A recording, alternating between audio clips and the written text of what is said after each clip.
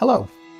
Throughout the world, we have massive conglomerates who have consolidated spirits production, and their marketing arms have determined the styles the public expects. The smaller artisan producers are often squeezed out, or at least overlooked. Agave Spirits in the Americas was certainly headed in the same direction.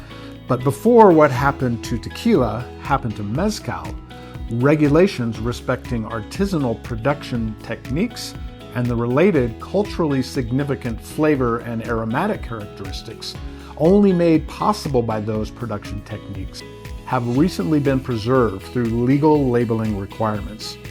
This increasing respect for craft has also given the artisanal tequila producers an opportunity to be appreciated as well, although without the protections afforded the mezcal producers, at least not yet. Let's dig into agave spirits and an agave-like spirit. Let's go.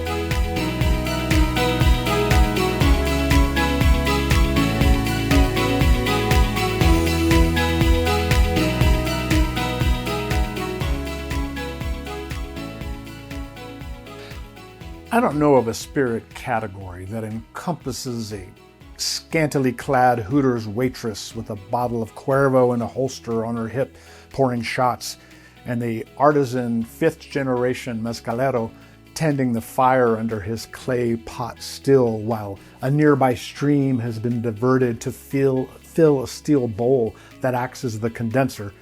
But here we are.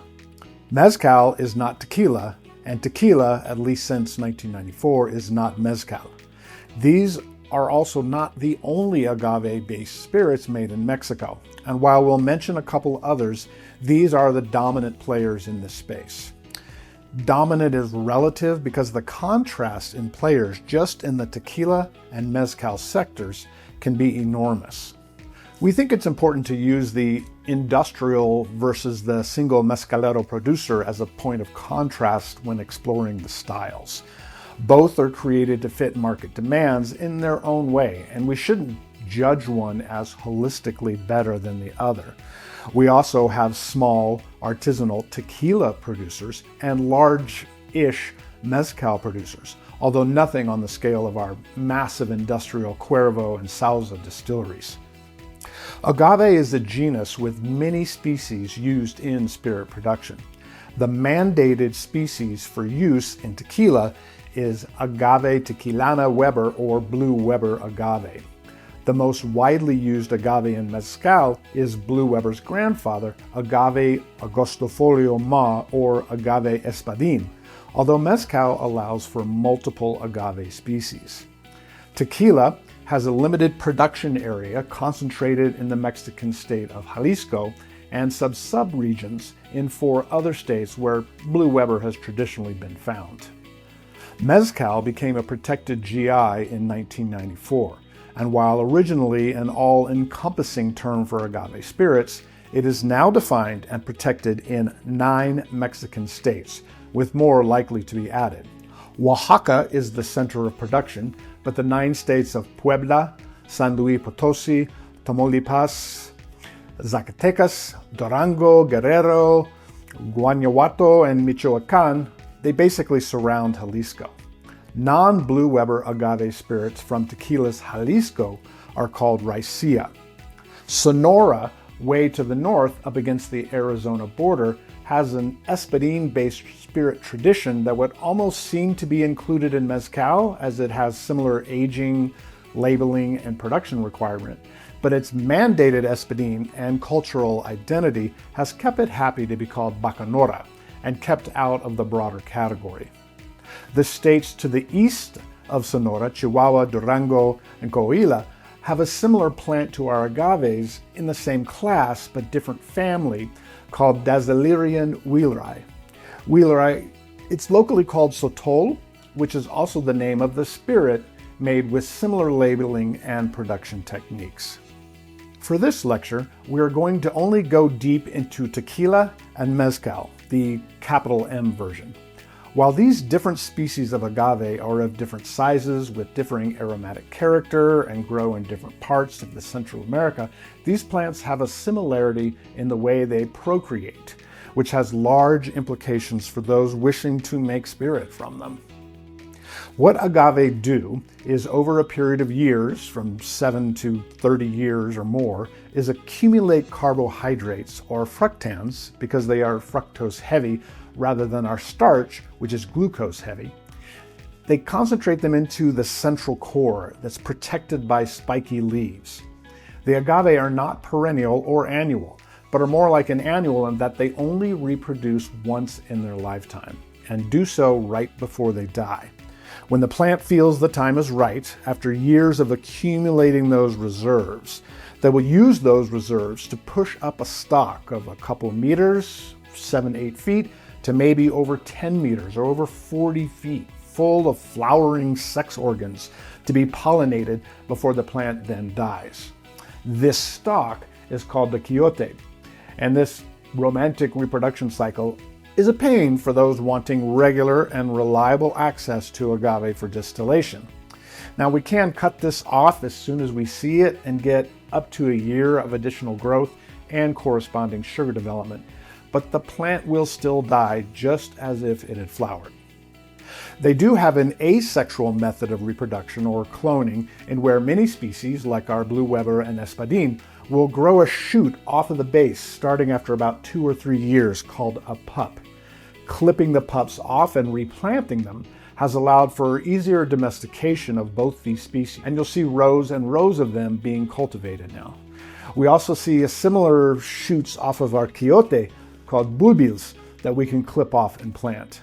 This is how we can get those rows and rows of Blue Weber and Espadin in commercial farming. Both those species make a lot of pups, or have big litters, I guess, compared with other species. When dealing with our various other agave species grouped under the agave silvestris that we can forage or collect, we call these wild agave where we find them, or we can collect immature agave and transplant them into a farming environment, which is then called semi-wild agave. This foraging method has also led to a number of agave species often being used in a single mezcal run. Of course, the challenge with any asexual or clonal reproduction is lack of variation in the species due to it being a monoculture. And while we could collect seeds and use a nursery, the above method is quicker. And there is cultural connection with the idea of foraging for our plants. So that's how it's done in smaller production environments. So if our goal is spirit and not propagation or supporting the bats and birds that would pollinate our wild agave, we want to harvest that agave at full maturity. Not only do we have the most available carbohydrate then, but there is a ripeness and richer character from ripe cores. We cut the above ground section off from the roots and we trim the leaves off, exposing the core, or the piña, sometimes also called the cabeza or head, and either trim it very tightly with no leaves, like Patron likes, or we leave a little bit of leaves there for some considered complexity, like Ocho does. A waxy section at the top of the piña, called the cogollo, may also be removed or left on. Harvesting is done by hand and is labor intensive. A mechanical harvester has not been developed yet, and even so might have difficulty picking the ripe ones from those needing more time prior to harvesting. This long life cycle, labor-intensive harvesting, and inability to quickly increase supply to meet demand has meant shortcuts have been commonly used to get raw material into fermentation, especially in tequila. But more on that later. Our fructans, as complex carbohydrates, are not fermentable in this newly harvested state. Just like in starches, we need conversion, hydrolysis, and we need extraction to get them out of these tough, fibrous piñas. The traditional way to soften up a piña is to cook it, with gentle cooking creating Maillard reactions and additional attractive congeners in the process. The oldest way of doing this cooking was to build a fire in a hole, surround the fire with rocks, Then when the fire has burned down a bit, you throw the piñas on there and then cover the whole thing with earth, making a dirt oven or hornos de pozo. Our different piñas can be all different sizes, so we may be cutting some of them up a bit to ensure more even cooking. Just like peat does with barley, the smoke of the fire permeates the piñas, giving many mezcals their distinctive smoky character. Not only is there skill to not burn up these valuable piñas, or not have enough heat to cook them enough over maybe 3 days or maybe a month, but besides cooking times and fire intensity, choices like which wood you use and how it smokes and smells like. Did you chop the piñas into smaller pieces? Where in the pit did you place them? Did you put some agave leaves on the fire to insulate or to add their smoked character? And so on. Now, you can imagine this was one of the first processes to be tweaked for those wanting production efficiency. The next cooking method was the use of a stone or brick oven called a hornos de mamposteria with steam heating. And these started 100 or so years ago in Jalisco for making tequila. Now, we don't get the smoke, but this does support a long, slow cook if you want, that has been shown to create desirable flavors in the agave. This long, slow cooking is maybe 24, 36 hours with a 24-hour slow cooling compared to those weeks in the fire pit. A bonus here that we don't get with the fire pit is the piñas leak out a syrupy extract, if you will, called mieles, agua miel, or in English, honey water. While the first bit of oozing can be a bit harsh and grassy and is discarded, we often hang on to that sugary agua miel for later use. The next efficiency upgrade is a massive pressure cooker called an autoclave.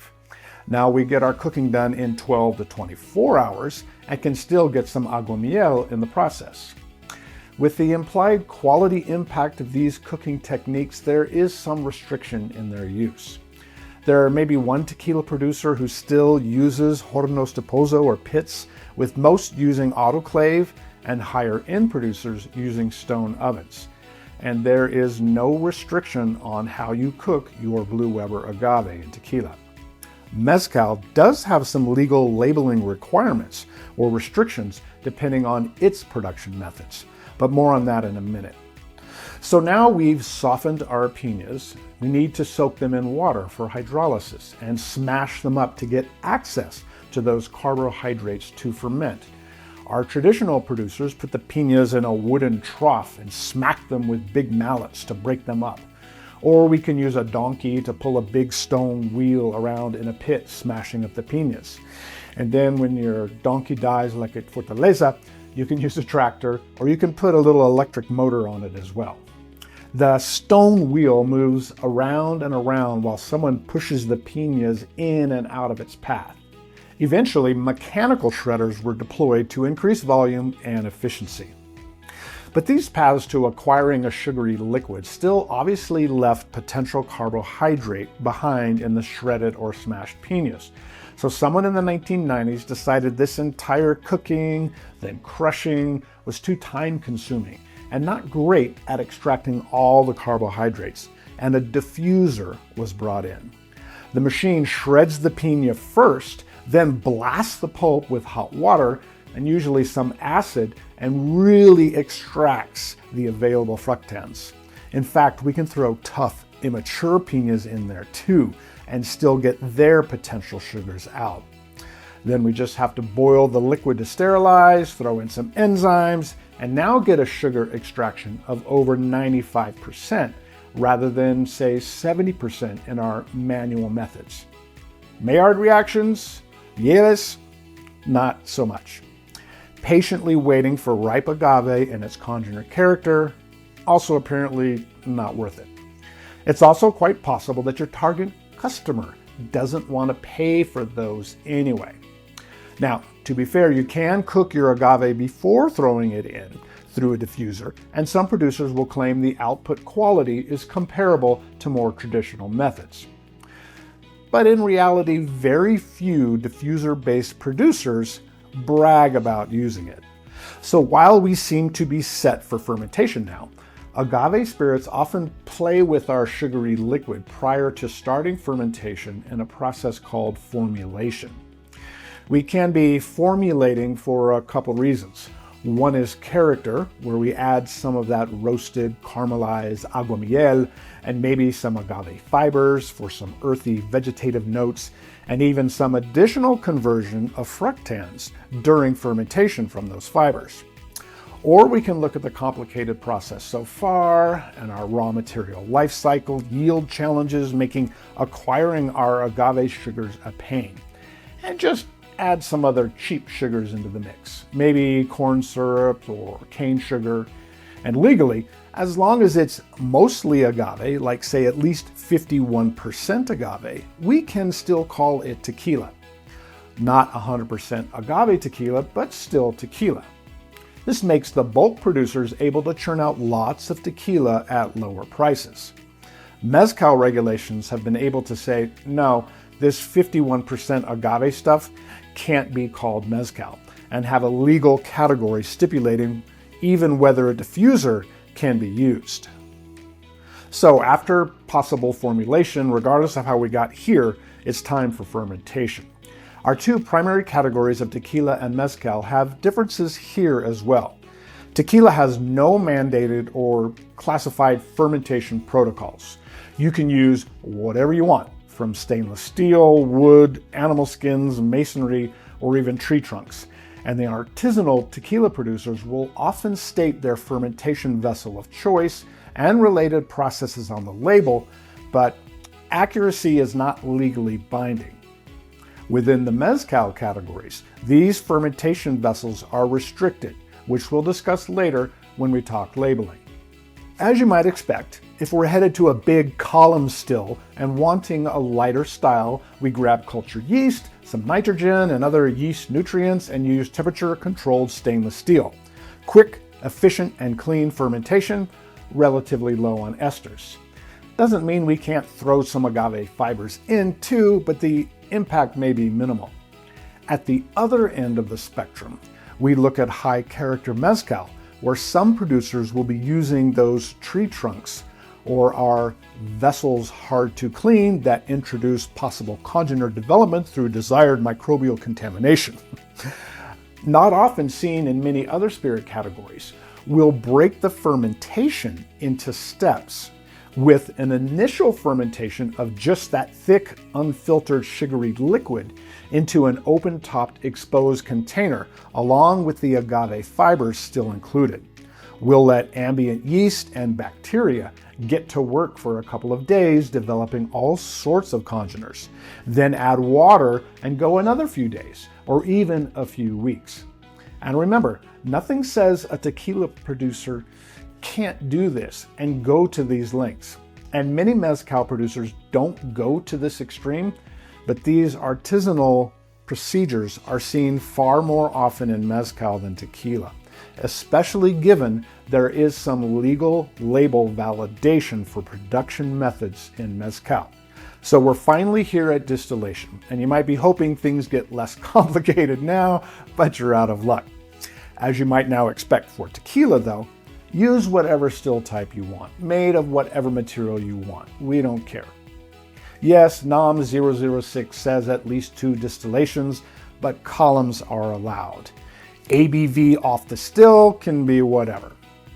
That said, our quality, or I guess I should say more traditionally minded producers, even though I do mean quality, will be doing double pot distillation. The first pot's low wines are called the Ordinario, at often a bit lower ABV than other spirits, say down around 20-30% ABV. And the second may be as low as Fortaleza's 46% ABV. Our heads and tails may or may not be recycled. Now over to mezcal, and yes, we can still use a column of copper or stainless steel if we wanted, but more historical and artisan distillation protocols are enshrined in the labeling laws. There is a deep religious and cultural connection to agave in Mexico, from its raw and cooked use, its fermented use, and with the introduction of distillation technology from the East as well as the West. Outside of the first mezcal category, we start to see mandating of direct heated copper stills of European heritage, as well as direct heated clay pots from Asian spirit traditions. For copper, we often see a similar setup as in Cognac's Alembic Charentaise, with a stone or brick enclosure around the pot, a detachable still head for loading and cleaning, and then a line arm over to a worm tub condenser. The Asian or Filipino stills can be made from a tree trunk, but clay is more often used. We have our oven around the bottom and a removable top clay piece, but rather than a line arm, we place the condenser directly on top of the still head. By continuously running cool water through this bowl of water condenser, we create a place for vapors to condense inside the still itself. The bowl is convex and the liquid flows to the center and drips off. We then stick a spoon-shaped collection device called a cuchara that has a straw-like handle called a culebra that brings the condensed spirit out through the side of the still into a collection vessel. By carefully controlling the wood fire heat, distillers can manage to still make cuts, and our collected ABV does stay pretty low and contains a lot of Group 3 character. Sometimes we'll make multiple cuts rather than just 3 for blending purposes or recycling. Mezcals also have a tradition of flavoring additives here. We'll discuss post-distillation additives in both tequila and mezcal later. While our raw material is mandated 100% agave, we have a gin-like technique that is sometimes deployed during distillation. A label stating "destilado con" means the mezcal has been redistilled with something, and that something can be anything that is safe for human consumption. We can add fruits, vegetables, nuts, mole into the liquid, or suspend an ingredient inside the still, almost like a vapor basket maybe, I guess. Raw chicken or turkey breast are used here. We'll often see the word pechuga used for these styles, which is Spanish for meat, but it's not a legal term like destilado con is. So it's finally time for maturation, maybe some more flavoring, coloring, and blending, and then a bottle. Sticking with mezcal, we have a legal flavoring designation on the label as abocado con, and a confusing use of the term, which, like destilado con, means macerated and flavored with rather than redistilled. Again, anything safe to eat, including those worms or scorpions or just lemons, honey, mangoes, etc., can be used. Over in tequila, avocado is the ongoing mess. We have avocado or flavor, but only with a specific subset of ingredients, like those used in many European traditions of caramel color, glycerin, sugar syrup, oak extracts, which are defined as abocante. But there's also the ability to state no added abocante, but still tweak up to 1% with undeclared inputs, usually sweeteners, flavors, and coloring. And while there are safety checks, it's up to the producer to let the testers know of these other additives. Now, we're not going to go any deeper into this evolving cluster here. Mezcal does allow this stated type of avocado since about 2017, although it's not quite the firestorm as in tequila. Mainly because the blanco or silver category alone stipulates no avocado, but allows additives that walk and talk like avocante. So let's go ahead and dive into the legal labeling now, starting with tequila. We do have that raw material requirement of tequila minimum 51% agave, often called a mixto, versus 100% agave or 100% puro de agave. Then we have our unaged blanco or plata, silver category, that can still see 2 months in oak, does not allow avocado, but does allow mystery additives in that 1% range.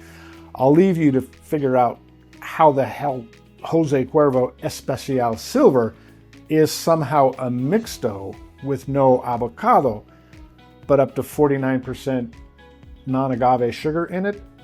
But anyways, If you do Abocado Blanco, you're supposed to relabel it as Joven. If you blended in some older tequila to your Blanco, it also becomes Joven. Like many spirit categories, the youngest spirit in the blend gives the age designation. This is the same for all the ones we'll mention going forward.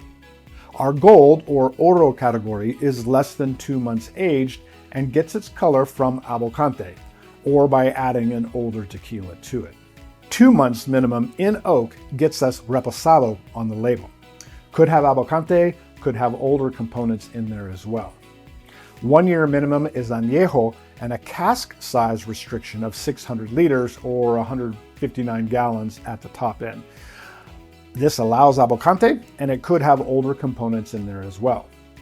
Extra añejo also has that 600 liter maximum cask size and allows abocante. Oak aging in Mexico was seldom done for intense flavoring as in American whiskey, although the American market has resulted in some of those expressions now being created. That reposado without the barrel size comes from a tradition of using very large, 25,000 liter, 7,000 gallon oak vats called pipon. And these pipones are still used for reposado and for blending before bottling. There's more and more use of used American Standard barrels, or ASBs, with increasing experimentation with finishing barrel treatments. You may see tequila rosa that has been finished in red wine barrels, but that's not a legal term. Now over to mezcal. All mezcal is 100% agave, so no mixto stuff here.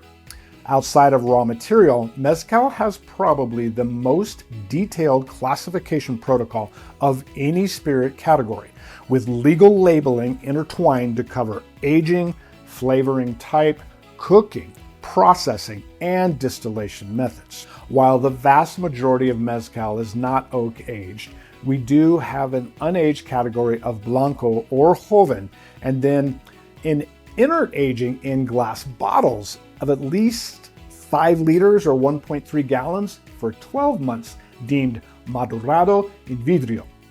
Then our Reposado, which goes 2 months to 12 months in oak of any size, like tequila, and an Añejo of at least a year in a maximum 100 liter or 264 gallon oak barrel. Then in addition to those aging, those flavoring options are legally defined, meaning avocado con, where we've macerated our botanical or bugs or whatever, and then our destilado con, where those same potential ingredients were redistilled, like a London Dry or American distilled gin. Then, also on the label, we have production parameters stated. Starting with just mezcal, this means the cooking can be done in a pit, an oven, or an autoclave. The extraction or crushing can be done with a stone wheel or tahona, mallets, mechanical shredders, or even a diffuser. Fermentation can be done in stainless, wood, or masonry, and distillation in columns or pots of copper or stainless. The next level up is mezcal artisanal, where we take out the autoclaves and can use only pits, the hornos de mampostería, or stone brick ovens for cooking. Crushing can only use mallets, tahonas, or a simple mechanical mill. No diffuser. Fermentation can't be done in stainless, but can be done in animal skins, wood, clay, or stone, even soil pits. Distillation in direct heated pots of clay or copper, and the still head is either copper clay, or we do allow stainless as an option just for the head. Mezcal ancestral means cooking only in pits, crushing only by tahona or mallet. Fermentation is the same as artisanal, so no stainless, and distillation can only be done in direct fired clay pots with a clay or wood still head. Like I said, find another spirit category with this degree of legally fine production criteria, and please let me know. I know that was a lot to take in, just with mezcal and tequila, but before we go, we're going to look into just a couple more agave spirit categories that are out there, once lumped into mezcal before it got its geographical boundaries. And there are some agave spirits outside mezcal and tequila now making it out of Mexico. If we are using 100% espadín up in Sonora, we have our Bacanora. Bacanora Blanco is unaged, or no minimum age is more accurate, and no avocado is allowed. Joven or Oro is like gold tequila in that there's no aging required and color can come from avocado. Also like tequila, Reposado is 2 months minimum in oak in any size vessel. Añejo is a year in oak in 200-liter, 53-gallon max barrel size. Both Repo and Añejo allow avocado. If we are in Jalisco and northerly neighbor Nayarit, and we don't use Blue Weber, but any other agave species at 100%, we have our Raicilla in a protected GI of those two states. Like Mezcal, we have Raicilla, Raicilla artisanal, and Tradition ancestral that lines up with Mezcal. Here, Blanco, Plata, and Joven are no minimum age with no avocado, and then like Mezcal, the Madurado and Vidrio, meaning a year in glass. Oro is the same as Reposado, with at least 2 months in any size oak. Their añejo is called Anayara, so 12 months, but no cask size restriction, and they have that avocado con and destilado con categories as well. Then we have our Sotol, made from Dasylirion wheelerite, which was considered agave, but now is not only outside the genus agave, but in its own family, Nolanaceae. These guys don't die after flowering, but look like and are harvested like agave. While Sotol is commonly used to describe spirits from Dasylirion, capital S Sotol has a GI and can only come from Chihuahua, Coahuila, and Durango. They're an outlier in that they do have a mixto classification of Sotol, with 100% Dasylirion stated as Sotol, 100% Puro. Aging is similar, with no minimum aged or no avocado Blanco. The Oro Joven with no aging, but avocado allowed. Reposado allows avocado and a minimum of 2 months in any size oak. Añejo has to be at least a year in 210-liter or 55-gallon oak barrel and allows avocado.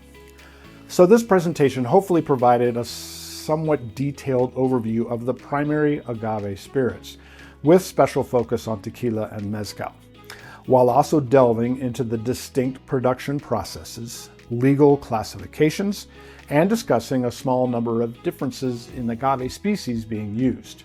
We also discussed available cooking methods, from those traditional pit ovens to modern diffusers.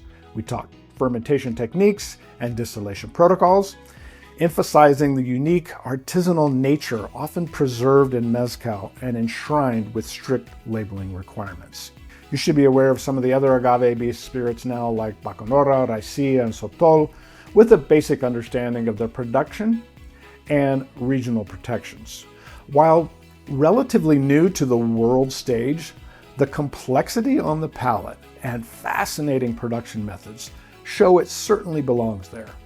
Salud.